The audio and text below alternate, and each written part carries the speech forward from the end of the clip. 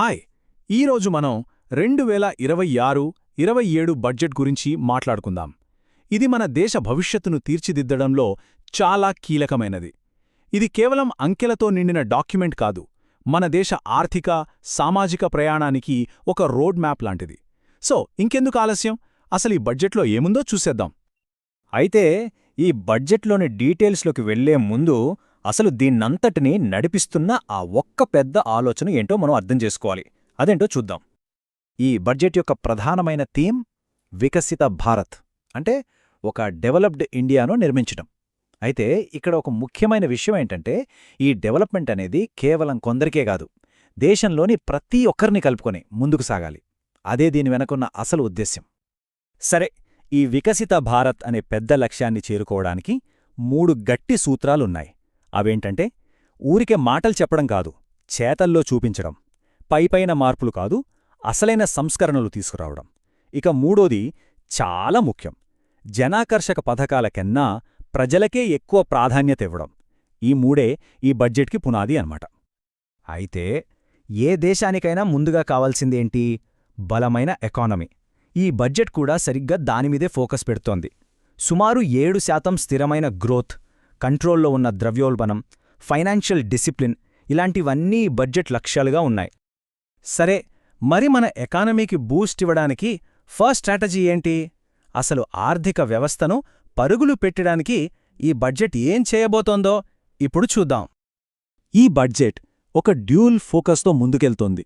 ఒకవైపు make in ఇండియాతో మన దేశంలో తయారీ రంగాన్ని బలోపేతం చేయటం, మరోవైపు థింకింగ్ ఇన్ ఇండియాతో సర్వీస్ సెక్టార్ను మరింత విస్తరించడం. రెండింటినీ ఒకేసారి ముందుకు తీసుకెళ్లాలన్నమాట. మరి తయారీ రంగాన్ని ఎలా పవరప్ చేస్తున్నారు? ఇండియా సెమీకండక్టర్ మిషన్ 2.0, బయోఫార్మా శక్తి లాంటి పెద్ద పెద్ద ఇనిషియేటివ్స్ ద్వారా హైటెక్ మ్యానుఫ్యాక్చరింగ్లో ఇండియానొక హబ్గా మార్చాలనేది ప్లాన్. అంతేకాదు, పాతబడిపోయిన ఇండస్ట్రియల్ క్లస్టర్స్కి కూడా మళ్లీ కొత్త ఊపిరిపోయబోతున్నారు. ఇది కేవలం మ్యానుఫ్యాక్చరింగ్ గురించే కాదు, సర్వీసెస్ సెక్టార్ను కూడా నెక్స్ట్ లెవెల్కి తీసుకెళ్తున్నారు. మెడికల్ టూరిజం, స్కూల్స్లో creator labs, Khelo India mission, ఇలా హెల్త్ కేర్ నుండి ఎడ్యుకేషన్, క్రియేటివ్ ఫీల్డ్, స్పోర్ట్స్ వరకు అన్నింటికీ బూస్ట్ ఇచ్చే ప్లాన్స్ ఉన్నాయి. ఓకే, ఇక రెండో ముఖ్యమైన స్ట్రాటజీకి వద్దాం. అదేంటంటే, భవిష్యత్తు కోసం పునాదులు వేయడం. అంటే దేశంలో ఇన్ఫ్రాస్ట్రక్చర్ మీద భారీగా ఇన్వెస్ట్ చేయడం. ఇన్ఫ్రాస్ట్రక్చర్ మీద ఎంత పెద్ద మొత్తంలో ఖర్చు పెడుతున్నారో చెప్పటానికి ఈ ఒక్క నంబర్ చాలు, 12.2 లక్షల కోట్లు. ఇది నిజంగా చాలా పెద్ద మొత్తం. గత 10 ఏళ్లలో ఇన్ఫ్రాస్ట్రక్చర్ మీద పెట్టిన ఖర్చు ఎలా పెరిగిందో చూస్తే మనకొక క్లారిటీ వస్తోంది. ఇదొక లాంగ్ టర్మ్ కమిట్మెంట్ని చూపిస్తోంది. సరే, ఇంత పెద్ద మొత్తం దేనికోసం ఖర్చు చేస్తున్నారు?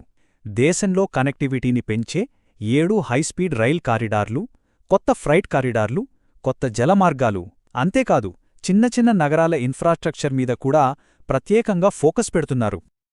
అయితే ఈ భారీ గ్రోత్ ప్లాన్స్కి సపోర్ట్ ఇవ్వాలంటే ఫినాన్షియల్ సెక్టర్ కూడా బలంగా ఉండాలి కదా.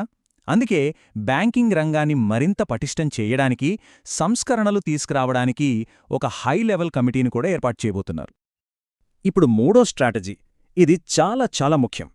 ఆర్థిక వృద్ధి వల్ల వచ్చే లాభాలు కొంతమందికే కాదు, అందరికీ చేరాలి. ముఖ్యంగా సమాజంలోని కొన్ని వర్గాలకు నేరుగా ప్రయోజనం చేకూరేలా చూడటం దీని ఉద్దేశం. ముఖ్యంగా చిన్న, మధ్యతరహా వ్యాపారాలకు, అంటే ఎంఎస్ఎంఈలకు సపోర్ట్ ఇవ్వడానికి ఒక 3 అంచెల ప్లానుంది. 1, వాళ్లకు డబ్బు సాయం కోసం ఒక స్పెషల్ ఫండ్. 2, వాళ్లకు రావాల్సిన పేమెంట్లు త్వరగా అందేలా చూడటం.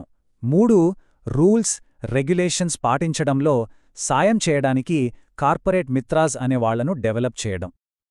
అలాగే వ్యవసాయ రంగానికి కూడా ఈ బడ్జెట్లో మంచి ప్రాధాన్యత ఇచ్చారు. కొబ్బరి, జీడిపప్పు, కోకో లాంటి పంటలకు ప్రోత్సాహమివ్వటం, ఫిషరీస్ కోసం జలాశయాలను డెవలప్ చేయటం, ఇలాంటి స్కీమ్స్ అన్నీ రైతుల ఆదాయాన్ని పెంచేందుకే అన్నమాట. ఇన్ని పథకాలు, ఇన్ని ప్లాన్స్, ఓకే, బానే ఉంది. కానీ వీటన్నిటి వెనకున్న ఆ బిగ్ పిక్చర్ ఏంటి? అసలు ఈ బడ్జెట్ మనకు ఏం చెప్పాలనుకుంటోంది? ఇప్పుడు ఆ మెయిన్ పాయింట్కొద్దాం. సో ఫైనల్గా చూస్తే ఈ బడ్జెట్ మొత్తం ఒక బ్యాలెన్సింగ్ యాక్ట్ లాంటిది.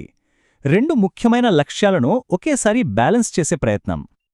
చూడండి, ఒకవైపు semiconductor machine, high speed rail corridor లాంటి భారీ, ఆశయాలతో కూడిన ప్రాజెక్టులున్నాయి. ఇవి దేశాన్ని ముందుకు తీసుకెళ్తాయి. మరోవైపు ఎంఎస్ఎంఈల కోసం ఫండ్స్, రైతుల కోసం స్కీమ్స్, మత్స్యకారులకు సపోర్ట్, ఇలా ప్రజలకు నేరుగా ఉపయోగపడే పథకాలున్నాయి. ఈ రెండిటినీ బ్యాలెన్స్ చేసుకుంటూ వెళ్లడమే ఈ బడ్జెట్ స్పెషాలిటీ. చివరిగా ఈ బడ్జెట్ యొక్క అల్టిమేట్ గోలేంటో ఈ ఒక్క కొటేషన్తో చెప్పొచ్చు. ఆకాంక్షను సాఫల్యంగా, సామర్థ్యాన్ని ప్రదర్శనగా మార్చడం. అంటే మన ఆశలను నిజం చేయడం, మనకున్న పొటెన్షియల్ని పర్ఫార్మెన్స్గా మార్చడం. మరి ఈ బడ్జెట్ నిజంగానే మన ఆకాంక్షలను విజయాలుగా మార్చగలదా? ఈ బ్లూప్రింట్ వాస్తవ రూపం దాలుస్తుందా?